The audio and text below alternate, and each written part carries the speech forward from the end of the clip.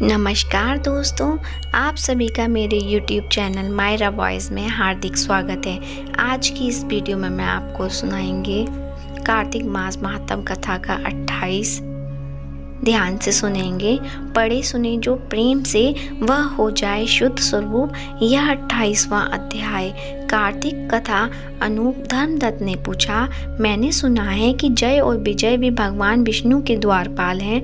उन्होंने पूर्व जन्म में ऐसा कौन सा पुण्य किया था जिससे वे भगवान के समान रूप धारण करके बैकुंठ धाम के द्वारपाल हुए। दोनों पार्षदों ने कहा, ब्राह्मण पूर्व काल में तृण बिंदु की कन्या देवहूति के गर्भ से महर्षि कर्दम की दृष्टि मात्र से 2 पुत्र उत्पन्न हुए। उनमें से बड़े का नाम जय और छोटे का नाम विजय हुआ। पीछे उसी देवहूति के गर्भ से योग धर्म के जानने वाले भगवान कपिल उत्पन्न हुए। जय और विजय सदा भगवान की भक्ति में तत्पर रहते थे। वे नित्य अष्टाक्षर मंत्र का जप और वैष्णव व्रतों का पालन करते थे। एक समय राजा मरुत ने उन दोनों को अपने यज्ञ में बुलाया। वह जय ब्रह्मा बनाए गए और विजय आचार्य। उन्होंने ये यज्ञ की संपूर्ण विधि पूर्ण की। यज्ञ के अंत में अभ्रत स्थान के पश्चात राजा मरुत ने उन दोनों को बहुत धन दिया।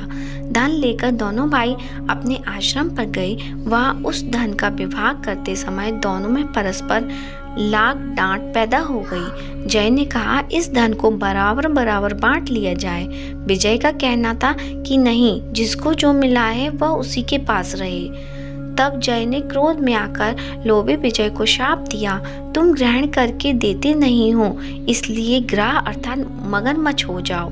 जय के शाप को सुनकर विजय ने भी शाप दिया, तुमने मद से भ्रांत होकर शाप दिया है, इसलिए तुम मातंग अर्थात हाथी की योनि में जाओ। तत्पश्चात उन्होंने भगवान से शाप निर्वृत्त के लिए प्रार्थना की। श्री भगवान ने कहा, तुम मेरे भक्त हो, तुम्हारा वचन कभी असत्य नहीं होगा।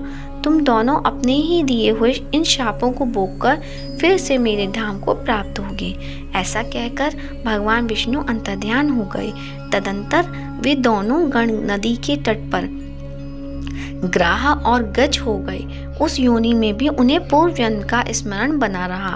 वे भगवान विष्णु के व्रत में तत्पर रहे। किसी समय वह गजराज कार्तिक मास में स्नान के लिए गंग नदी गया तो उस समय ग्राह ने शाप के हेतु को स्मरण करते हुए उस गज को पकड़ लिया।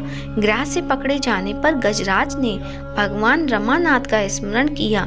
तभी भगवान विष्णु शंख चक्र और गदा धारण किए वहां प्रकट हो गए।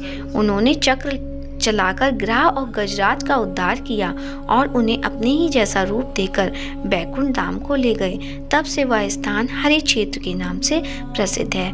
वे ही दोनों विश्वविख्यात जय और विजय हैं जो भगवान विष्णु के द्वारपाल हुए हैं। धर्मदत्त, तुम भी ईर्ष्या और द्वेष का त्याग करके सदैव भगवान विष्णु के व्रत में स्थिर रहो। समदर्शी बनो। कार्तिक माघ और बैसाख के महीनों में सदैव प्रातः काल स्नान करो।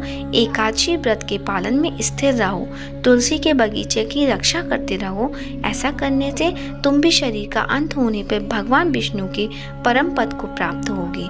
भगवान विष्णु को संतुष्ट करने वाले तुम्हारे इस व्रत से बढ़कर न यज्ञ है, न दान है और न ही कोई तीर्थ है। विप्रवर, तुम धन्य हो जिसके व्रत के आधे भाग का फल पाकर यह स्त्री हमारे द्वारा बैकुंठ धाम में ले जाई जा रही है। नारद जी बोले, हे राजन, धर्मदत्त को इस प्रकार उपदेश देकर वे दोनों विमानचारी पार्षद उस कलहा के साथ बैकुंठ धाम को चले गए। धर्मदत्त जीवन भर भगवान के व्रत में स्थिर रहे और देहावसान के बाद उन्होंने अपनी दोनों स्त्रियों के साथ बैकुंठ धाम में प्राप्त कर लिया। इस प्राचीन इतिहास को जो सुनता है और सुनाता है वह जगत गुरु भगवान की कृपा से उसका सानिध्य प्राप्त कराने वाली उत्तम गति को प्राप्त करता है। बोल कार्तिक भगवान की जय, विष्णु भगवान की जय। दोस्तों, कथा सुनने के बाद वीडियो को लाइक कीजिए, शेयर कीजिए। यदि आप मेरे चैनल पे नए हैं तो चैनल को सब्सक्राइब कीजिए। धन्यवाद।